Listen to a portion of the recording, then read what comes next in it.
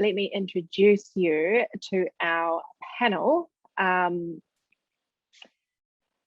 We're going to discuss with this panel what happens in the day-to-day, because whether you're doing a rebrand or a launch or a campaign or anything else in your business, alignment with your values is going to help you stay on track. But how do you stay on track in the day-to-day overwhelm?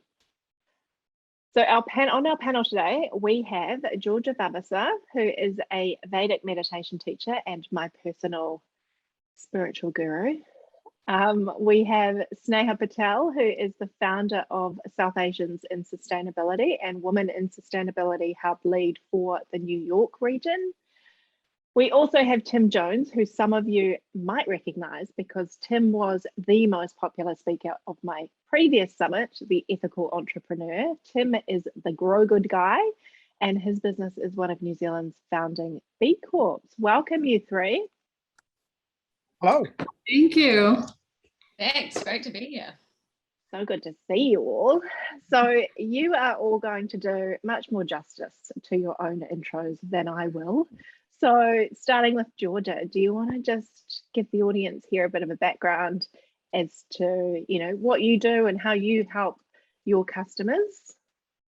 Sure. I teach Vedic meditation, which is a technique of meditation that rests the body deeper than sleep and highly restorative for the nervous system, diving deep into layers of pure consciousness, which allow us to expand mind, body potential and really achieve our potential emotionally, physically and mentally outside of meditation. So that's really the point behind it. I've been teaching that for 4 years now.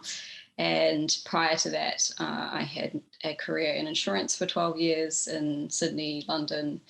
And so I've lived the corporate life. I haven't always been in the meditation space, but a lot of the people that I teach are corporates. They have businesses, they have their own business, they work for other businesses, or they're in the business of making families. Yeah, that's me. Thanks, Jay. Tim, what is the Grow Good guy? Kia ora. Hello. So I am a coach, consultant, trainer, and I'm all about helping individuals and organizations tap into what I call their purpose-fueled performance. So typically getting really into here to work out who you could be as an organization and as an individual so that you can maximize the amount of good that you can do during your small but hopefully amazing brief time on this little spinning disc in the middle of an infinite universe. So that's me. Similar to Georgia, though, corporate refugee. I had what I called a hard Brexit from the corporate world. I had what is basically described as a subconscious awakening after the earthquakes here in Canterbury and Christchurch, and then the birth of our daughter in 2012. And it's kind of like literally seeing the world in a whole new way. And I didn't really like what I saw. And I thought maybe I'd like to be part of solving some of the problems rather than being actively creating them. So that's me. Thanks, Tim. Hi, Sneha. Hi everyone. So grateful to be here again. My name is Sneha Patel. I'm in the New York City, New Jersey area. I am the founder of South Asians in Sustainability. It is a newly founded social enterprise aiming to empower, change, and uplift women in underrepresented communities, specifically in South Asia. Current focus is building a community from ground up within India, as well as supporting the North American market. As well as I am the Women in Sustainability Hub Lead for New York City region. So I head up this hub. We are a global collective women of change makers. And I heard the previous conversation and I am all about that. So we are here to help support, empower, and drive and amplify impact across the green careers for women globally. And our founder is based in the UK, a little bit closer to you guys, or some of you guys. So yeah, so happy to be here. Thank you. Amazing. I'm so excited to see what happens when you put, purpose-led meditation teacher and sustainability network together. So let's get into it. What is the value of values? Who wants to go first? Patel will jump at once. I'll jump in if you want to start somewhere.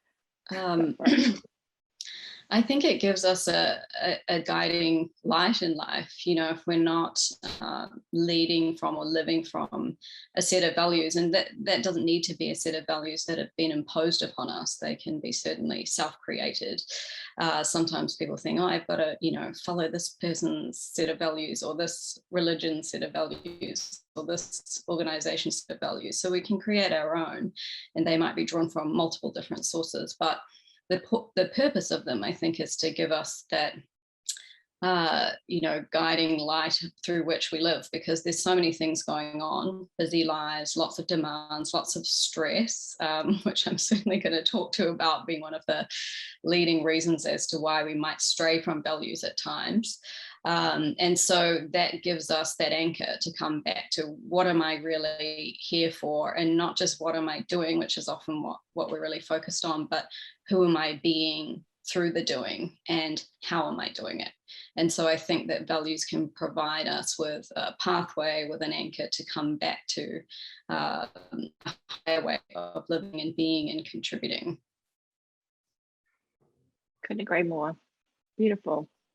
Yeah, I'd love to kind of build on that. And I think to your point, I think it's a guiding principle, right? Like anything, when you think about, you know, whether it's in life or applicable in your professional life, business, anything in that nature, you know, I think, again, that it serves as a guiding principle to help you move forward. And it's really embedded within your kind of core personal values.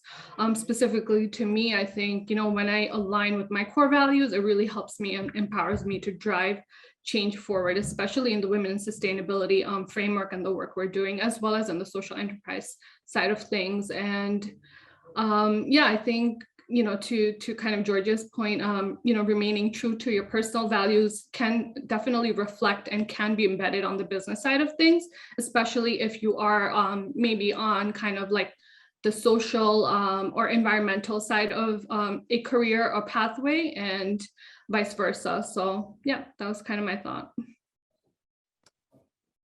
Do values differ, do you think? Oh, You know, can I just quickly wade in on that one? Sorry, I had a couple of can, Tim. I think totally agree with what both ladies have said. The key for me though is, sort of Georgia touched on it, are they really your values? And this is where I think most people are struggling with in the modern world, is it's what I call the authenticity gap. So there's this kind of version of you who you could be, and there's this version of you who you are, which is what's been created by society, life, your parents, peers, advertising, marketing, those nasty marketing people making you buy things you don't need. But this is the kicker, like the number one regret of people at the end of their lives is, I wished I'd lived a life true to myself, not the life that others wish for me, which leads me to suggest that most people aren't living to their own true core values, and they may be scared of living those true values because they might upset the peers, parents, society, all the rest of it. So the key thing for me is, and I think this is the risk with purpose washing in general, is what I call kind of purpose light. It's kind of, it's rainbows and unicorns. Let's all look at the happy stuff. But if you don't recognize the bad stuff in you and the potential for bad within you, and you haven't actually like really dived into the depths to find your true values, it will always be a little bit of a disconnect. And increasingly, I think consumers, employees, investors, the community at large can sense when you're truly living it, versus we had someone come in and we kind of picked 3 words that we liked, which is what I think a lot of corporates are currently doing. Yeah, and I would love to add to that as well, Tim. And I don't think there are such things as bad values. I think it's just, you know, potentially spending some time with yourself, and honestly starting with yourself first, aligning with, you know, how you want to maybe potentially show up in the world, how you can action some of those behaviors that you believe in, that show up every day. So yeah, I think purpose washing definitely happens from a corporate side of things. And I think it's really more, you know, kind of a thing we need to think about for small businesses, because there is definitely a larger impact on how you show up as a small business, especially when you say you're a value-led or versus like a value-based business. So there are some key kind of differentiators, but I think starting and doing that internal work first, it definitely helps you show up a little bit better. And again, values are changing, right? Like every day. So, I think just understanding, where the need gaps are potentially, and kind of still, reflecting and aligning back to your core values, I think do help you to better understand one, how am I showing up? Do they really reflect in what I believe in? For me to show up the way I intend to in life or in business, as well as then to kind of follow up that and tailor that to your business. So, especially like I said, I think like even on my end, I think that's kind of like the work that I had to do last year, really kind of get serious in terms of, okay, what is this? Like, what do I want? Where do I want to be? And really kind of frame that work through my personal values that I have embedded into my social enterprise as well. Yeah. Do you think, I've certainly seen in my work that corporate veil kind of coming down with a lot of people. And, I mean, I would say the pandemic and being on Zoom and actually having families in the backgrounds and interruptions with kids coming in and all of this kind of stuff is so much more acceptable these days. Do you, let's move on maybe to the piece about managing your values in the overwhelm in the day-to-day with all of those disruptions and interruptions and everything else going on. What do you think you need to do to maintain true to those values despite everything that's happening externally?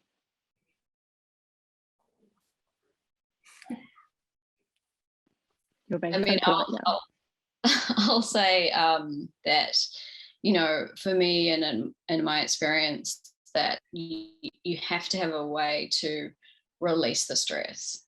If you just keep winding and winding and winding without creating balance in some way, hopefully a way that's really powerful that allows you to kind of come back onto self, which meditation is naturally. I might be a little bit biased on that, but it's, generally accepted that that's one of the best ways of doing that. And I know that's a big part of how you operate your business and life, Marika, but that gives you the opportunity, once or twice a day in general, to release the overwhelm, and the overwhelm getting caught up in all the little things, and this client didn't pay that bill and this and that, and the family's doing this. It doesn't allow you the clarity of thought, even perceive what your value might be in that moment. Values can change. You might change and grow and evolve, and your values system might grow and change and evolve with you. But the capacity to come back onto yourself, and my kind of journey coming out of insurance, which was a great career for a long time, but it wasn't really aligned with who I am or what I wanted to do. But I was just so caught up in that cycle, going. I never really stopped. It was either going in business or going personally, socially. And then when I started to meditate, I just kind of was like, why am I even here? This isn't fueling my soul, my passion. And I'm not sure that I, particularly find great fulfillment in what I'm doing. But the difference, I guess, for me that meditation made was the ability to actually, find the inner strength and courage to leave a 12-year career with all of the financial stability that came along with it. And also that fearlessness where, that fear is one of the biggest barriers. Fear, stress, worry is one of the biggest barriers to living from values, because what are those fears? As Tim touched upon, what others will think, what will everyone think when I quit my, insurance job that pays whatever to go off and become a meditation teacher, which has all kinds of largely incorrect stereotypes and associations with it. And what will my family say? And will I ever make money again? And, all the fears that get thrown up from conditioning largely and social hypnosis, as Tim touched upon. But also, fear of resources, often in business, that's the thing, scarcity mentality. Well, I need to, my competitor's doing this, and if I don't do it too, am I going to be left behind? Are they going to carve up the market space? Well, but, is that action even inspired? Can you stay in your own lane and run your own race? And that comes from being able to block out the noise in a sense. And so by quieting down, going inside and reconnecting with self on a regular basis, and I would say, as you know, from the technique I teach is twice a day, that's kind of a minimum amount of time that we need in modern life with all the noise, both personal and professional, for us to be able to that consistency of practice is constantly realigning, firstly, but secondly, clearing out the stress, clearing out the noise. So you're always coming back to a position of clarity.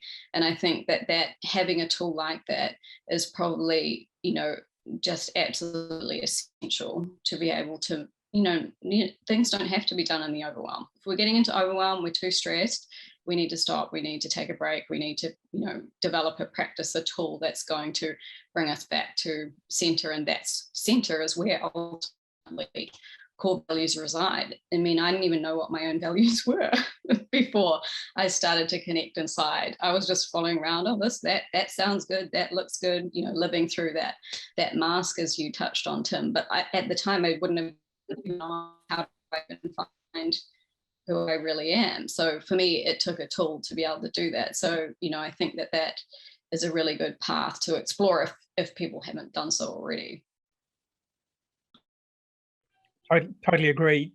But this is the hardest thing you'll ever do, because that taking time to check in with yourself, but really check in with yourself and ask yourself tough questions, is the hardest thing that any human will ever do, which is why no one does it, which is why greatness is so easy to achieve. Because if you dare to go in, look inside yourself and ask yourself what's really, really there and who actually am I, like that is, you know, the hero's journey. That's why Star Wars is a multi-billion-dollar franchise. That's why Harry Potter, you know, a wizard seeking stuff.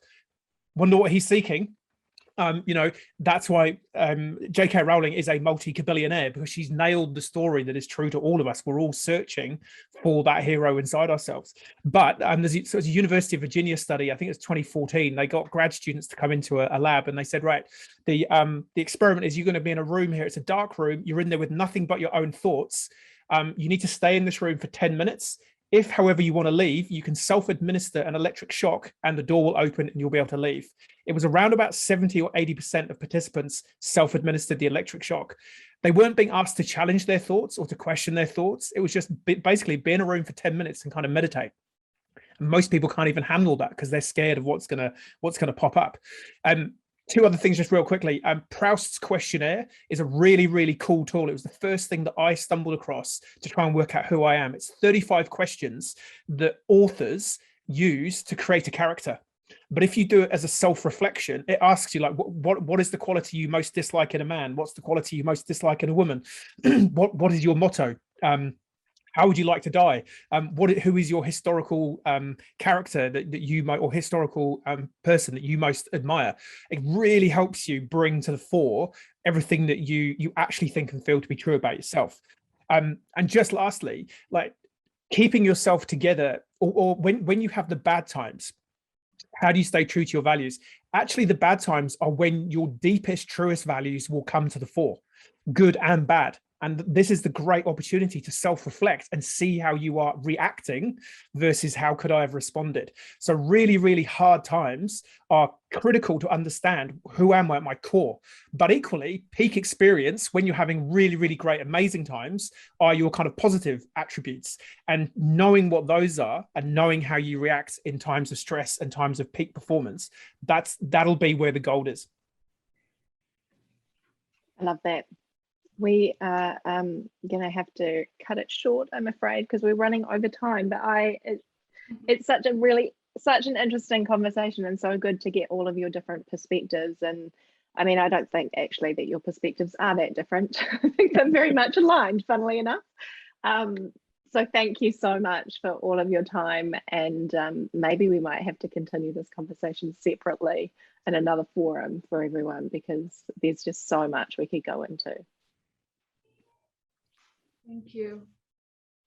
And thanks, Marika, for having us.